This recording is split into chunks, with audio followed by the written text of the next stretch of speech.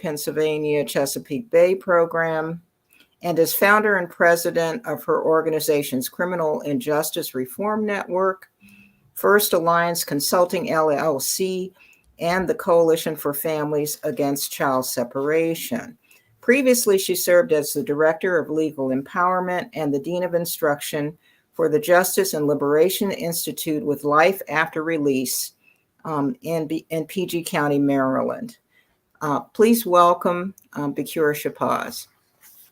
Thank you all. It's such an honor to be here again and be in community with such awesome folks doing the very hard work of environmental justice work, combating environmental injustice.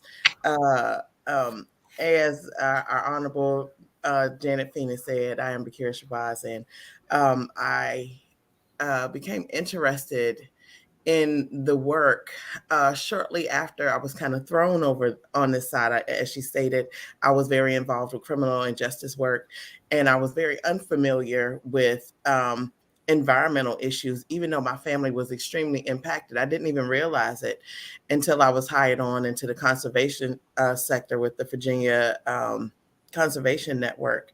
And it was at that time when I was forced to learn as much as I could about environmental issues, and it just dawned on me how my community was being affected, how my family was directly impacted by environmental issues in my home city of Newport News. I have 4 children, all who have upper respiratory diseases, and I did not know that could have been in direct correlation to living between 2 interstates, a coal depot, automobile plant, shipyards, and other industry. And at that time, I decided to get extremely involved in environmental work to make sure that my communities have the information that they need to be empowered, to be able to advocate for themselves, and to know how to engage with their elected officials.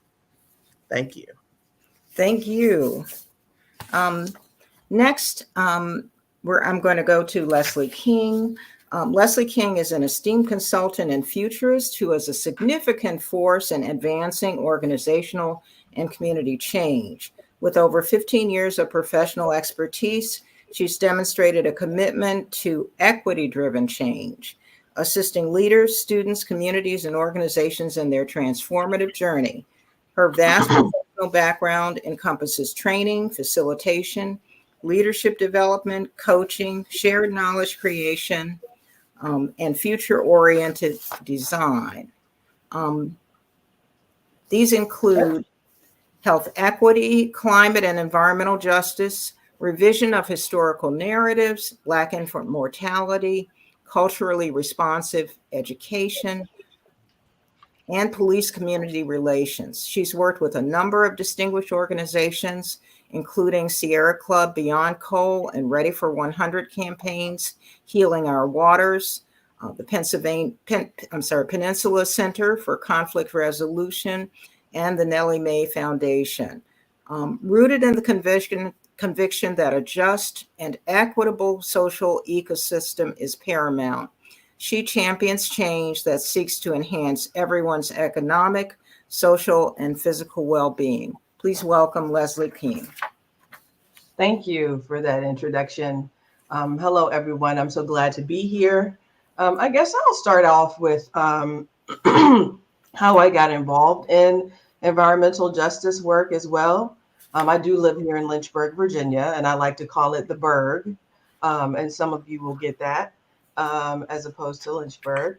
But part of the work that I've done initially, as a consultant, I work with the Sierra Club on their clean and renewable energy campaign, developing dialogic processes to engage communities in the conversation. And in that process, this was a few years ago, I recognized that the language was very academic and not everyone could enter into that conversation. And so creating a space, number one, where everyday people can engage and learn about clean and renewable energy, but also inverting the power dynamics and empowering communities so that they have power to make change within their own communities. And so I kind of see my work as a part of that. And it's through that particular process that my interest with environment and climate issues developed, and recognizing in my own community the environmental injustice and climate issues that exist, and then expanding into climate resilience work and engaging communities. And for example, in Lynchburg, like many other communities, we have closed landfills that are in predominantly Black neighborhoods or historically Black neighborhoods. We have, high rates of asthma and things of that nature. But primarily, I see my work as building power so that communities can tap into their own sense of agency to address these issues around climate and environmental justice. And so I do that in communities, and then I also do that with organizations, so national organizations. And so I'm so thankful that I've had the opportunity over the last couple of years to do work locally, because a lot of my work has been with national campaigns and helping organizations strategize and develop strategies around environment and climate justice. So primarily that's been my work. I see that the work that I do is empowering people, everyday people, so that they can create change themselves rather than institutions with all of the power and all of the resources coming in and telling communities what they should and shouldn't be doing. That the communities, that relationship is changed, and so that the communities are the ones that are leading the process and that are creating more equitable outcomes for everyone. Thank you, Leslie. Next, we'll go to Michelle Williams. Michelle was on the path to enlisting in the U.S. Army when she experienced another calling, and changed paths to become a lead teacher and TA, providing educational services, especially for special education underserved children. For the past 8 years, she has been pouring her time into educating and advocating to protect the civil rights for parents of special needs children and adults, holding positions that have highlighted legislative needs before the General Assembly, and ensuring that the rights of both students and parents are protected under their individualized education plans. For the last 4 years, Michelle has worked with Ms. Shabazz in the areas of environmental justice, mental health, and concerns that plague many individuals, sharing personal journeys and continuing to learn how disparities that people face and the common needs that they have inform and can liberate all individuals, especially those impacted. She currently holds positions as an administrative advocate for Justice EJ in education alongside Ms. Shabazz, and has collaborated to provide support to families of individuals who face incarceration. Please welcome Michelle Williams. Good morning, everyone. Good morning. Um, I would like to say thank you for the opportunity to present on amongst this panel. Um, I've learned along the way that it is very important to be still, to be able to know which direction one is going to take. Never did I ever live or was brought up to think that nothing could ever happen to me. However, to have a plan of action in case. So, upon me transitioning from going into the military to working with children, I noticed that there was a strong will for individuals who were in position to help students. They would take a mindset of having low expectations for these students. So, me being me, let's gather everyone up and we're going to learn together. As far as my personal journeys, I've learned to become humble, to ask questions, to not feel afraid that I don't belong in a certain space, to surround myself with individuals, particularly today, Ms. Shabazz, and advocates who are most empowering individuals who will take the time to explain and express the needs of communities impacted. When you say environmental, you do, like Ms. Shabazz says, you never really think about that part of how the environment itself impacts our students in learning. Um, Me being in positions to have to deal with the educational needs of my own students allowed me to be in spaces with incoming parents who didn't know.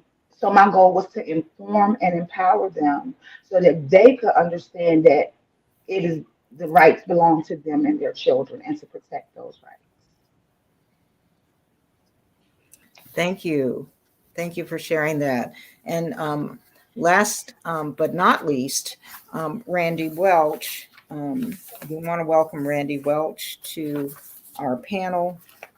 Randy is here representing the Southeast Rural Community Assistance Project, which is an organization that is full of selfless individuals hoping to make our communities healthier, stronger, and better places for all. Randy is the technical assistance provider for North Carolina.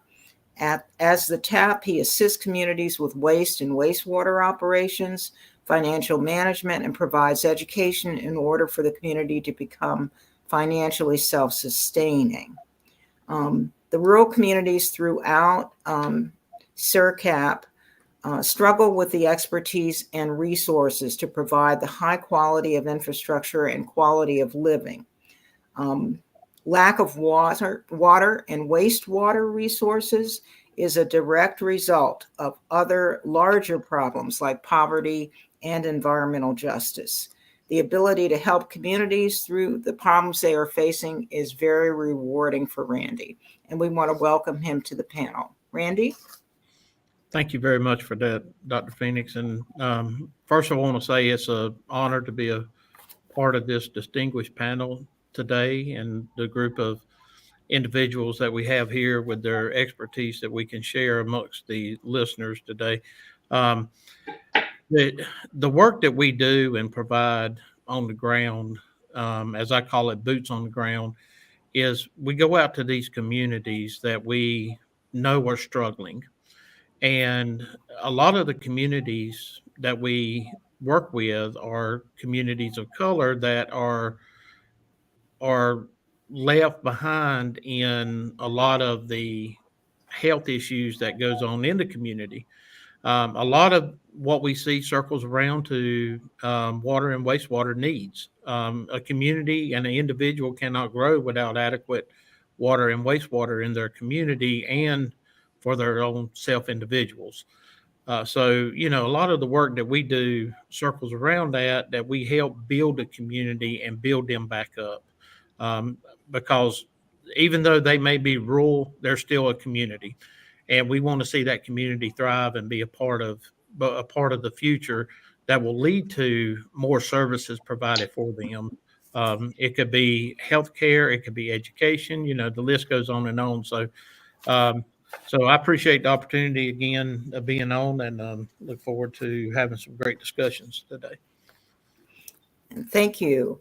And I realized that I forgot to introduce myself. I am a fill-in moderator. Pamela Bingham is ill today and couldn't moderate this panel. So I am going to be moderating today, and I'm Janet Phoenix.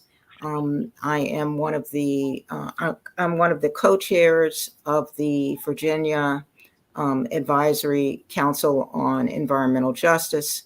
I'm also a member of the Mid-Atlantic Justice Coalition, and very, very pleased to be here today. And looking forward to kind of hearing the rich discussion that I think will follow from all of the panelists who are here. And unfortunately, it looks like we lost Michelle, but hopefully we'll get her back soon. The first question I have is for you, Ms. Shabazz. The Commonwealth of Virginia is a diverse state geographically. And so, depending upon where you live, you may be facing different EJ issues, particularly those that impact people of color in the state. And we've had a lot of changes in the leadership at the Department of Environmental Quality. Can you talk about kind of what impact that may have had on our ability to address EJ in the state, and other issues that you think are critical that have been at the center of the work that you've been doing? Yes, and thank you so much for that. There are several environmental injustice issues that plague people of color in Virginia, but I want to first define EJ in the context of my work and what it is that my organization does. Environmental justice encompasses any and all injustice that may happen in one's environment and the potential of an injustice happening in one's environment. And when we talk about environment, it's not just nature; it's everything that is in one's life, whether it's childcare or housing. All of those things deal with the environment. I like this to akin environmental work to a bicycle wheel. The center of that bicycle wheel is environmental work, and all the spokes that come out of it is everything else: housing, criminal justice, all of those things. And so because everything is connected to the environment, everything should be included in environmental work. And that is the scope from where we work from. And we believe that environmental justice is the solution to environmental injustice. I also want to take a second to define the EPA's definition of environmental justice as the fair treatment and meaningful involvement of all people, regardless of race, color, national origin, or income, with respect to the development, implementation, and enforcement of environmental laws, regulations, and policies. And that is, just really, really important when we talk about, inclusion of all people. And it is evident the EJ issues that are plaguing communities of color: poor air quality, water contamination, hazardous waste sites, climate change, lack of access to green spaces, healthy foods, mental health treatment, and other adequate medical and legal services.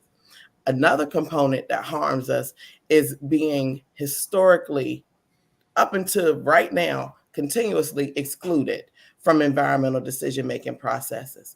Our lack of representation in these spaces normally will result in policies and practices that disproportionately harm and fail to address our personal environmental concerns and needs in our communities. Some EJ priorities in Virginia are addressing the things that I just previously mentioned, such as reducing poor air quality, which is, in my introduction, I talked about a little bit in Newport News and Richmond spaces, cities in Virginia. Some days you can cut the air with a knife, it looks like. You can look back I'm 44 now, but there was a community called Dickinson Court that was right beside, and I mean right beside, a coal depot. And the soot is inside of people's houses where they can take their finger, and it's completely, filled with coal. And so eliminating that type of air pollution and hazards and directly in our home, ensuring that people have clean water, mitigating climate change impacts, equitable access to green spaces, and prioritizing environmental health and justice through education and awareness, which is my major role as the community engagement liaison for the Virginia Environmental Justice Collaborative and as the president of the Environmental Justice Academy Alumni Association. You spoke about the former DEQ EJ director, Renee Hoyos, who worked very closely with us in the Virginia Environmental Justice Collaborative. And I would say we were skeptical because she came all the way from Tennessee, but Ms. Hoyos was a beautiful person and really believed in the collaborative's vision of focusing on EJ in the state and doing right by the citizens in the state. And she definitely, I would say, tried her best to fill in that gap and represent, Virginians. Unfortunately, there are some people that don't believe that climate change is real, uh, doesn't believe in sea level rise when we see the seas rise, and it's like it's right there in front of your face. I don't, and I don't understand the mentality of denying what is happening right in front of us that we see. Um, but it is having a huge, impact in terms of, policy, that our organizations. Virginia has some wonderful organizations that are pushing strong environmental justice policies. And if we have a political climate that doesn't believe in those things, then it's going to harm all of us, even those that don't believe in it. And so our organizations in the state, have been pushing back on these environmental rollbacks that our current administration is pushing. And we are really fighting vigorously to save, the our prior work that we have done legislatively, um, to make sure that people are safe. It is our hopes that Virginia can keep the environmental justice a focus through the Virginia Environmental Justice Collaborative, which is the state's only EJ Center organization, that is very intentional about EJ work and EJ oversight in the state. Um, it the collaborative is extremely important in the fact that it is not a governmental organization, and we are able to say the things that need to be said, and assist in a way that empowers communities to be able to push back on corporate polluters and legislators that are causing harm in their communities. And so we're going to continue to keep hope alive in Virginia, and move forward with our fight to make sure that everybody is safe and can thrive here. Thank you. The next question is for Leslie King. Leslie, both you and Resilient Virginia and the Lynchburg community completed an innovative EJ Small Grant. Can you tell us how you developed a climate equity plan and what the goals of Lynchburg Rising were and are with regard to climate equity and the intersection of environmental justice? Sure. So that particular project was a collaborative, as you said, with Resilient Virginia and other community partners and community leaders, in engaging parts of the community, especially those that have been historically marginalized and most vulnerable to environmental injustice impacts. And in that particular grant, part of the goal was to engage communities around particular hazards. We looked at flood islands, so increased flooding, heat island, and we looked at hazardous material in particular neighborhoods. And those neighborhoods were identified looking at indicators of vulnerability, and the neighborhoods were also in places where historically redlining had taken place. So while this grant did not allow for actually developing the climate equity plan, it was an opportunity to hear from and engage community members and find out what in particular is happening in their neighborhoods as it relates to flooding and increased heat, hazardous material, and any other EJ or climate issue that may arise in that particular process. And so the approach there was recognizing that when we are engaging communities, we're not just looking at for harms, that these communities have strength, they have knowledge, agency, and ability to do, right? And so tapping into that strength in that particular process, but also engaging neighborhood leaders and people who just live in the neighborhood in conversations around environmental justice, which they may not have engaged in collectively, right? And so in that particular process, as we did that, there is the building of community and identifying that we have similar issues in our neighborhood, and other issues came up in that process.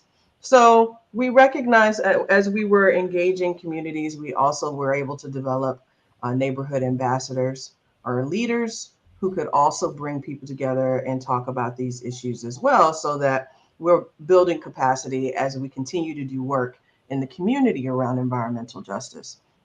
And so what we found is a number of neighborhoods had increased flooding because of debris. For whatever reason, maybe the city did not address that there were increased heat, because trees had been taken down in certain neighborhoods. And we also discovered that, some of the neighbors or people in the community were not aware that there were hazardous materials that had been there.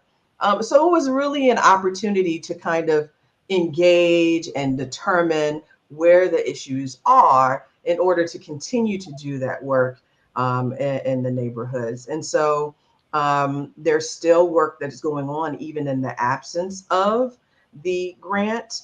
So we did the data collection.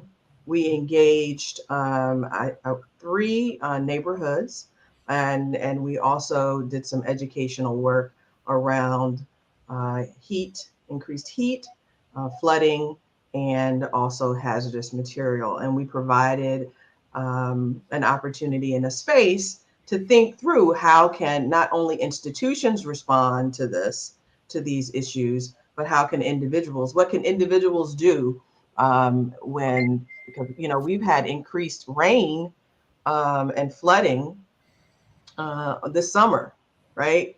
And so how can they respond to that on an individual level, but then also how can the local government also respond to those types of issues? So primarily that's what Lynchburg Rising is about. It's about, again, building power for those in the community. And one thing I like to say is when you bring people together and they have not had a conversation, you have different ideas about what, individuals have ideas about what they want, but collectively it takes time to identify what a particular neighborhood wants.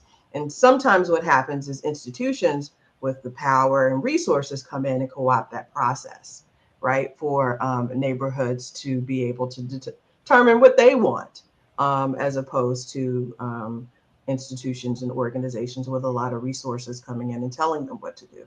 So that's what the Lynchburg Rising is about. It's about rising and meeting the needs and taking up power and responding to the challenges as they arise.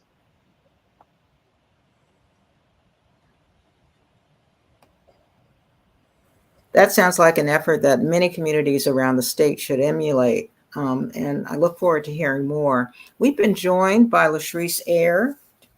So I'd like to introduce her and allow her to kind of give some brief introductory remarks, 2 to 3 minutes. Ms. Eyre is a former delegate and a Senate candidate in the state of Virginia. She is the daughter of a teenage mother and a young naval torpedoman. She grew up experiencing firsthand every harsh reality of income inequality and the deprivation of living in impoverished communities. But she has also witnessed her parents working multiple jobs while pursuing their education, no matter how long it took. And they instilled in her a strong work ethic and encouraged her to persevere. And that's evident in every facet of her life today. Lessons learned through that childhood adverse experience have informed her legislative priorities while she's serving as a member of the Virginia House of Delegates. Over her 3 terms in the House of Delegates, Ms. Eyre has earned a reputation as being courageous and indefatigable, a champion for social, racial, economic, and environmental justice issues. So if you'd like to make some introductory remarks, we'd love to hear them. Yes, thank you so much for that very kind introduction, and good morning to everyone on the panel. As stated, I am LaSharice Aird, and it is a privilege to join you all. When I was asked to participate on the panel, I primarily wanted to do so because I've had the opportunity to, I think, be active in Virginia during a period of time where there was not a lot of conversation centered around environmental justice. It wasn't even a popular term at that time when I first began government. And in particular, be able to see the progress that we've made and be part of it. And now seeing efforts to undo some of that progress. When I served in the Virginia House of Delegates, I represented 5 communities, both rural as well as urban. And no matter where you were in those communities, there was evidence of serious environmental needs. And you also saw a heavy energy burden experienced by many of the families in those communities. And so we'll talk about some of my legislation, I think, probably here soon.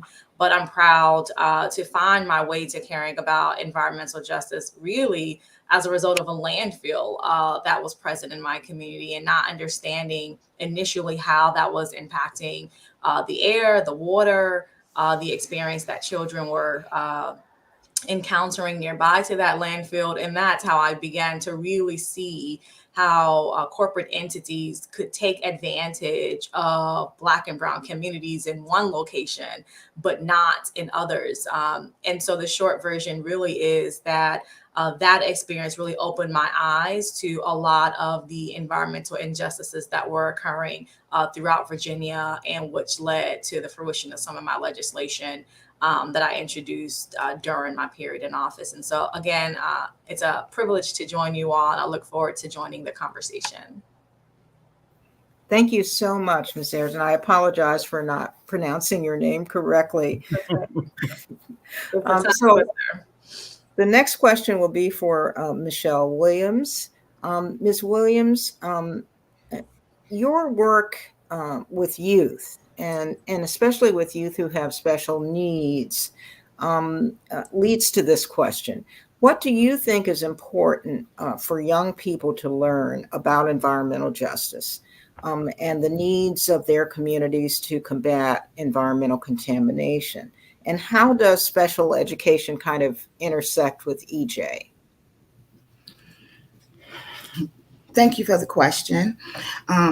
This question is a loaded one, because as for myself being an expert in special education advocacy, we know that the needs of our children normally and are different from district to district. We cannot create a method and think that it's going to work for every child. So to further explain, it's many things that center the needs of children. First, we have to build programs around their needs and their communities. Then you have to also think about why you're creating these methods and programs that they can't be fishbowl centered. Children need many things. Children and families need many things. And you have to, one of the things within building, another thing in building a program is you have to be consistent. Through building that program, you have to have tangible, realistic outcomes for the progress of these children and the families to bring the community in a whole. Like Ms. Aird has stated, some Black and Brown children were negatively impacted in some areas and some were not. Well, we can't just take one area and build up while the other area suffers, because everything correlates together. What happens on one side of town is going to affect the other side of town, so on and so forth. So, and it has to be, again, tangible, realistic expectations. Also, with building a program, you also have to be careful not to overburden the children that are already heavily burdened in their communities with social issues that impact them. And that could be going on in the home. So you have to be able to identify the need of the child, determine the need of the community, then you develop a plan to help the child thrive, then include nature and other ways to connect the environment in a non-traditional therapeutic way, which kind of echoes the need from Ms. King, who has who has her development already going. It's like, this is the call to action from my end, but it has to go across the board. So, like, if you want to get a program to begin, you may want to look at grades 6 to 12, which should have environmental justice classes included in the curriculum so that other students can take to their future the knowledge and understanding. Then those individuals who have met certain phases of the program can then begin to work down to the younger generation to build them up. And move things around in their community and schools to benefit everyone. But one of our number one environmental injustices in all of this, we can plan, we can put out pilot programs, we could go into communities, but one of the number one environmental injustices is the insufficiency of the deplorable reading levels of our students. These levels have to be targeted and they have to be reversed, because if not, we'll just be going in a hamster wheel. So we have to begin there. Reading is fundamental across the board for every aspect.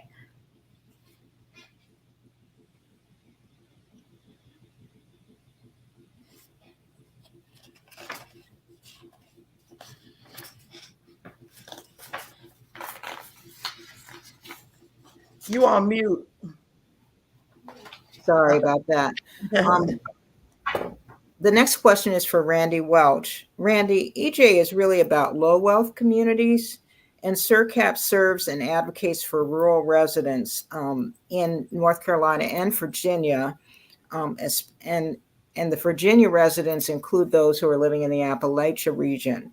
What are some of the biggest issues that rural communities face? And how does SERCAP help? How do you help communities, especially who are struggling with water and wastewater issues? All right, thanks for that question. One of the biggest challenges that we see is the predominance of failing infrastructure. And the infrastructure can come from water and sewer, it could come from streets, it could come from buildings, anything leading around the community's infrastructure that they thrive and depend on a daily basis. Typically, when we go into a community and we're talking with them, we start to get the background history of why their infrastructure is failing. Right now, there's so much money being put into infrastructure that it's unprecedented. But when you work with communities of color or low income communities, one of the biggest challenges that we see that they are faced with is the non-trust of government. When we go in and talk with them, that's one of the very first things that they talk about is, well, we don't trust the government. We've been left behind by the government. We don't, that could come on a local level, state level, federal level, that the need has been there for years, but nobody would ever listen to them. I was in a community not too long ago and was talking to the mayor and was listening to all of the concerns that they had. You're talking, typically the communities we work with are less than 3,000 in population. So they're small rural communities out in the middle of a county that is just basically forgot about them. They're just there. They don't, but was talking to the mayor and listening to the issues that they have. over 80% of the residents in that community have got failing septic systems. With that failing septic system, you've got yards that are standing in human waste.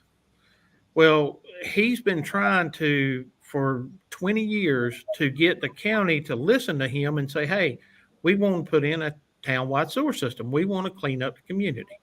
Well, so he's been faced with challenges of that, but also even to the fact of the local school district. When you talk about a community of a little over 400 in population, that community is divided by a school district. The school district lines run straight down Main Street. Your cousin can live across the street from you on Main Street, and he is bused to a different school than you go to. Well, now that builds the trust of the community to say, we don't trust, we don't listen, we don't care to listen because they're going to divide us even more. So as I told the mayor and was listening to the stories, and one of the biggest things that I like to push for when I'm advocating for these communities, I informed the mayor, I said, if I build a stage and build the audience, do you promise me you'll get on the stage with me? I said, because your voice has got to be heard. I'm going to build the audience for you, and I'm going to build the stage for you, but I need you to get on there with me, and let's break down the barriers. Let's get these stories heard, and we'll get it down to somebody's ear where they'll listen to us. But, that's one community, for example, but I also got another community that we've worked with. Years ago, a larger city actually run water and sewer through this area. Well, this town come up and they wanted to be incorporated as their own community. Great. Everything went through. They were able to incorporate. They made a town. Everything was beautiful. Well, the larger community had a barrier put on them because they own the water and sewer lines coming through town. People were in town with failing well and septic systems, but were unable to tap into this municipal water system because they did not like the fact that they incorporated into their own community. It's basically how it boiled down to. So you've got people living in this community that do not have adequate water and wastewater and cannot grow their community because of the lack of infrastructure that they do not have and do not have the resources to tap onto.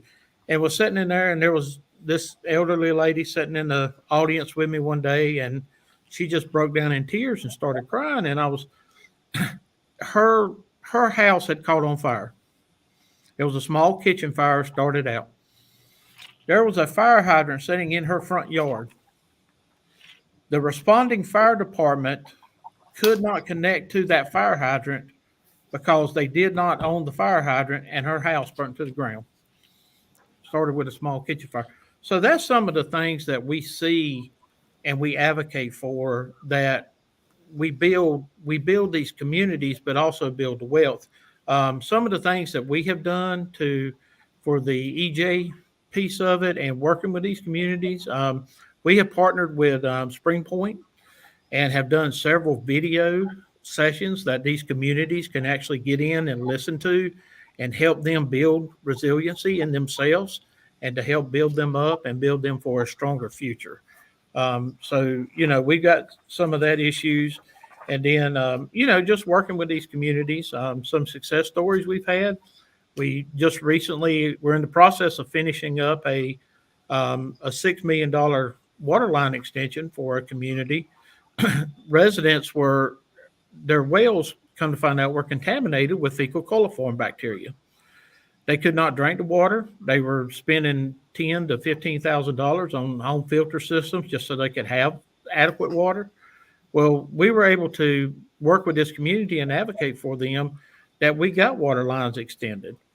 It was even to the point there was a local church that's the hub of a community that they could not even have functions at their church because of not having water. And the water that was there was such in poor quality.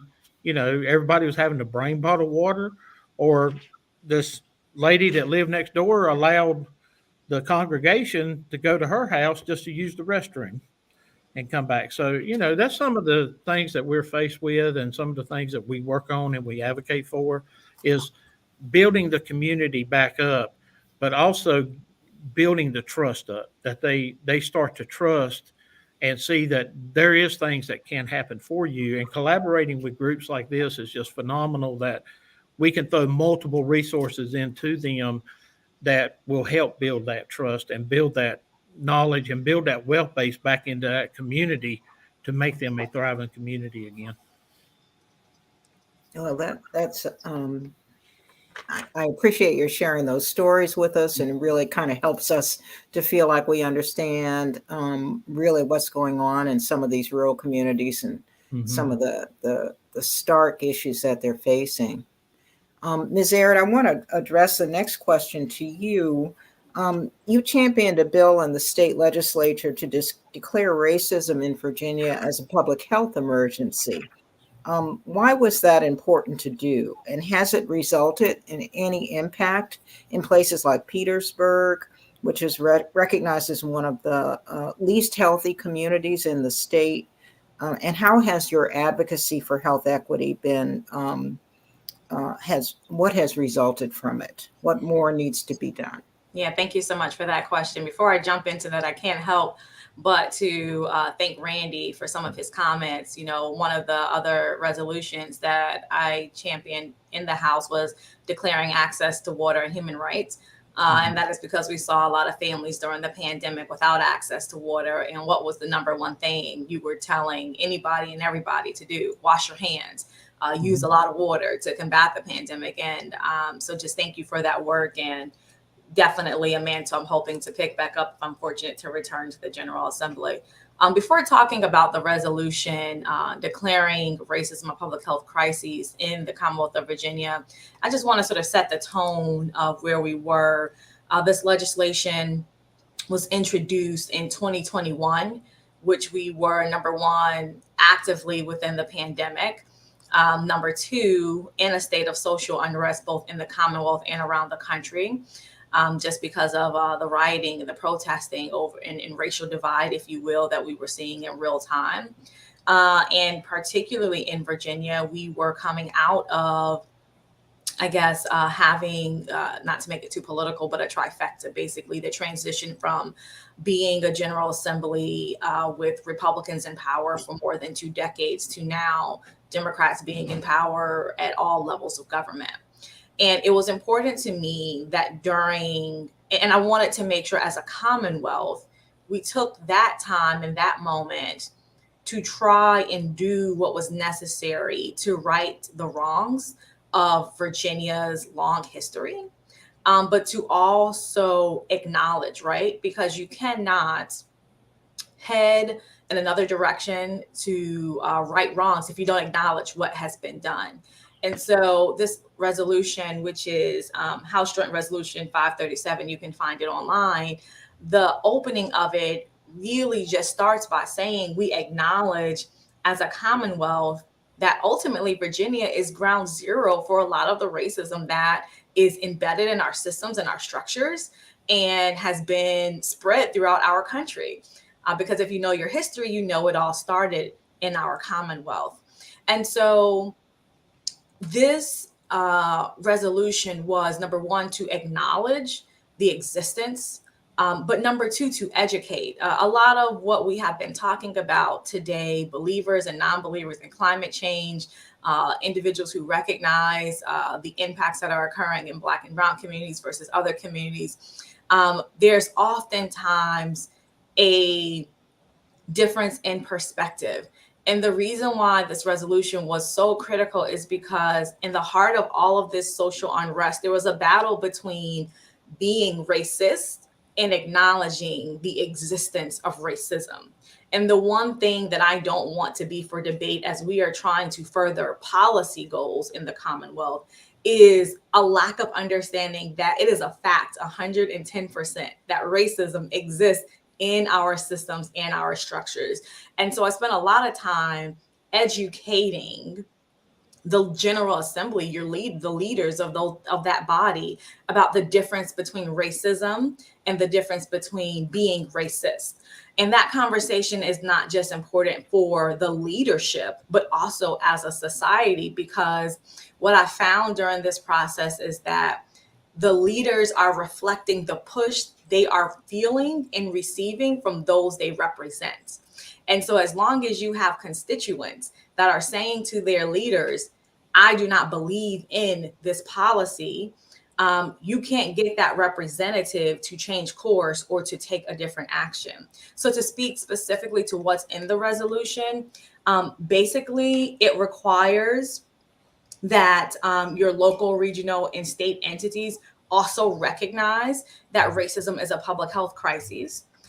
It also requires, and at this time, there was a commission in Virginia titled the Commission to Examine Racial Inequity in Virginia Law, to offer recommendations back to the General Assembly. It also required training for elected officials, staff members, and state employees to recognize and combat implicit bias. It adopts a glossary of terms and definitions so that we are all operating from the same playing field as it pertains to what these words mean, so that we're speaking the same language. And then it also goes further to say, we commit to promoting community engagement actively among Virginia's citizens on issues of racism. So that's a lot of words and a lot of language, but ultimately this was always intended only to be step one. After this resolution, the goal was to utilize Virginia's state agencies, particularly the Virginia Department of Health, the Virginia Department of Education, all of these state agencies, to then say, how do you, within the area that you control, try to unravel some of this embedded inequity that's within your systems. It's a mammoth task, but you have to start somewhere. You have to have these open and honest conversations. And that is to include from the environmental justice lens. And so I do believe at this time, when the resolution was passed, it was impactful in, number one, coming to terms with Virginia's history and allowing government to take a front seat to leading, making action within the state. But by no means do I think our work is done. Since this resolution passed, the hands of power did change in the General Assembly, where you no longer have this trifecta. You now have a mixed government, some with Democrats in power in the Senate, Republicans in power in the House, and a Republican gubernatorial administration. And that is why you now see the rolling back of some of these efforts. And so for me, I believe that the next step is to try and add accountability mechanisms to the concepts that are laid out in the resolution, and in particular, also investment, so that these agencies have the resources to do this work. And so, yes, we've made great progress, but no, our work is not done on this front. It's wonderful to hear about that fight, and I hope that the fight continues. At this point, I think I'd like to kind of throw out some general questions, and whoever would like to respond to them, chime in. So some of you have talked about, the impact on air quality in some of the communities that we're focusing on in our discussion today. So, communities of color, low-income communities, communities that feel that they are not represented and that no one's really looking out for their best interest. And some of those contributors to poor air quality have been facilities. So it could be coal storage that might be happening in a community, or it could be a landfill. So I'm wondering if we could kind of hear a little more about what's happening in certain sections of the state that are, facilities that are exposing people to contaminants in the air that are really having an adverse impact on their health, causing them to suffer from conditions like asthma, and that are really hurting people who may have chronic health conditions like cardiovascular disease, diabetes, or other conditions.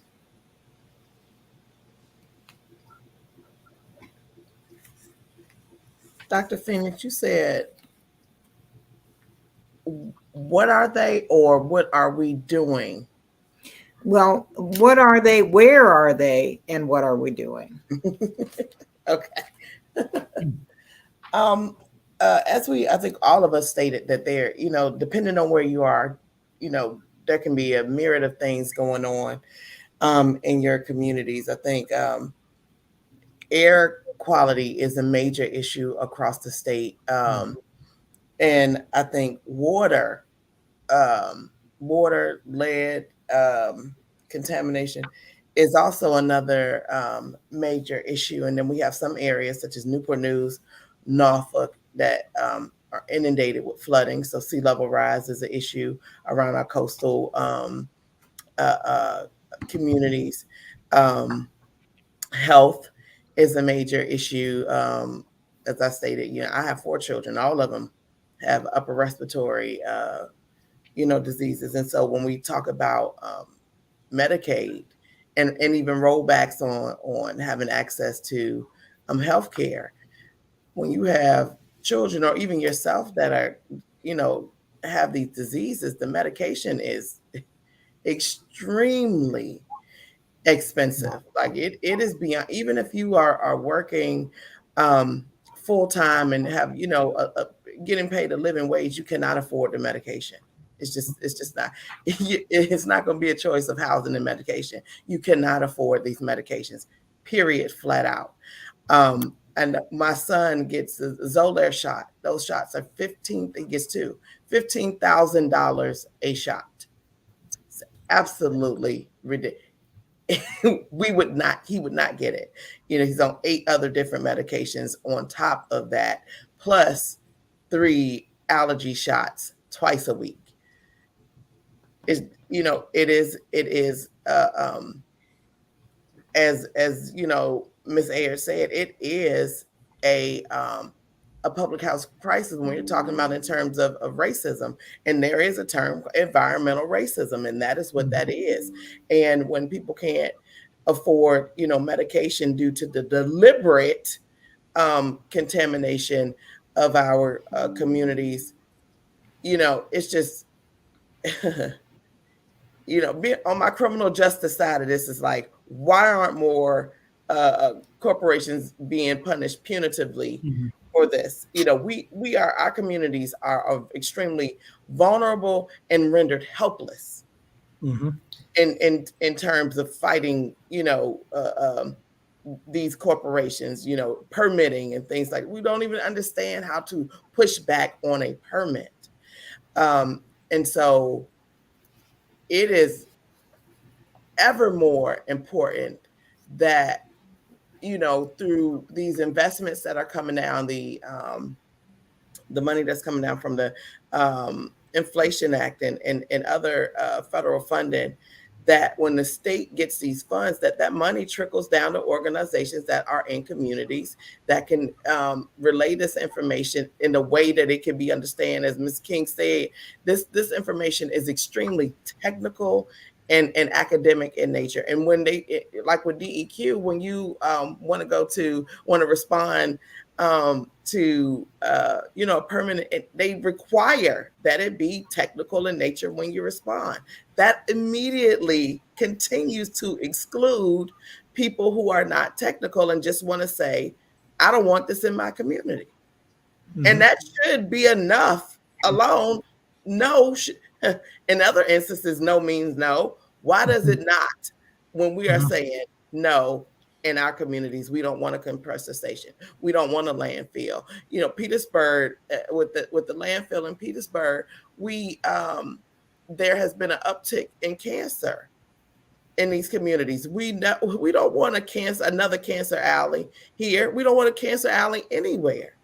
But communities that don't know, organizations that are not getting the funding, not being able to hire people of color to be able to also learn this information and to go out into their own communities to disseminate this information where people can understand it and respond and organize and create community political power, we're going to end up with the same, because it's not going to be enough just our organizations. It is going to take all of us. Mhm. So you've mentioned one barrier, which is the ability of people, to understand perhaps some of the technical language that surrounds, these facilities and the chemicals that they might be dumping into the environment. I have heard many times that an additional barrier is lack of notice. And that people don't hear about the plans to put something into their community until it's really too late to mount an effective response. Is that something that any of you have experienced? Does that ring true to you as well? And if so, could you give me perhaps an example? Um, I was just going to Ms. jump Williams, in. Ms. And- Williams, and then Ms. Ayer. Sorry. Okay. Go ahead, Ms. Williams. as far as contamination, we know that schools and community soil and water is tested. Yet that information is not provided to the community until it's basically too late. Until it needs to be on the news. It needs to be immediate, remediation. Individuals need the same way they set up after a storm to fix a power line. The same way individuals in organizations or in status of power and resources need to set up to provide for the communities. If a power company can sit out from 8 o'clock in the morning until 10 o'clock at night working to get the power restored, that's how it needs to be set up when there's a contamination in the water system within these schools. Mhm. Right here in my home, why is my cold water warm? Because the ground is too hot, which leads to what? More increase of what? Bacteria. But nobody is talking about it. Nobody's saying anything about it. And then when the children are consuming this water, because there's only so much boiling of the water you can do. When the children are consuming this, either by drinking or by bathing in it, then you have what? Increased eczema, and could be potentially failing their organs. But we don't want to talk about that. And individuals who are in place to make sure that the word gets out to the public say nothing until it's a pandemic. It's an outcry. And the kids going to school, they're not able to think. Contamination of water and soil is the same thing that happens when it's an increased contamination of lead, of a child digesting lead or being around lead, but they don't want to talk about it. So it has to be more transparency and immediate transparency in order for individuals who are like us on this panel to be able to come to the table to help these people with a solution. Mm-hmm. So transparency is the biggest issue. Ms. Aird, you had a comment to make. Yeah, I was just gonna refer back to the example I referenced regarding the landfill in Petersburg. I have to admit that when parents were smelling toxins in the air, there was nothing that energized them more because their babies were breathing in this air. Sometimes when they were at recess, they were breathing in this air. And I saw families get active really quickly. They were fed up. They were no longer tolerating. Unfortunately, I would say once you're smelling it in the air, it's a bad situation already, right? Especially over a prolonged period of time. But they began writing letters. They began emailing DEQ, VDH, all of these agencies to say something isn't right about this. You're telling me it's fine, but it's not. And I remember hosting a town hall about this, and it was standing room only. And so there are instances where community will come together and say, we will not tolerate this anymore. And right now, there is the Virginia Reliability Project that is occurring coming right through Petersburg. And this stands to also further add toxins and pollution to our air if approved and move forward. And there is an effort to organize. But what I will say is that organizing has to look and feel different in our communities, right? In the same way we go to churches to communicate any message that we want people to get really quickly, you got to do the same thing when it comes to somebody trying to bring a project in your community. You have to go to where they are, and we can't expect them to stop their day-to-day just trying to make it to come and explore something that's not typically an everyday concern because you can't see it, right? And so I think as we talk about how to combat some of these challenges, particularly in Black and Brown communities, we've got to prioritize coalition building, not just with environmental organizations, not just with organizations already attuned to this type of challenge, but to your PTA, but to your Divine Nine, but to your all of these groups that this isn't necessarily on their radar, but they have people power to get the word out and to get a movement going. And so I think that as I'm seeing the work occurring around the Virginia Reliability Project in particular, the one thing I noticed is there are other people coming from outside of this community into this community to try and wave the red flag. And that's important and it's appreciated, but then you have a trust barrier because I don't know you. I don't know your organization. I don't know your work. And so you're coming to tell me that something is wrong. But if I don't know you, I'm less likely to receive what you are trying to flag for me. So you got to not only have the cooperation of organizations that care about this, but you have to build community, to build coalition within that place so that there is a trust there and a willingness to get in the mix of what you're trying to prevent from occurring. And those are my comments. And I would like to echo off of that. And like you said, the first thing when you go into a community as an outsider going in, you've got to gain trust. Irregardless of what you do, you've got to gain trust. And for them people to put their trust into you because of the failed trust that they've had in the past.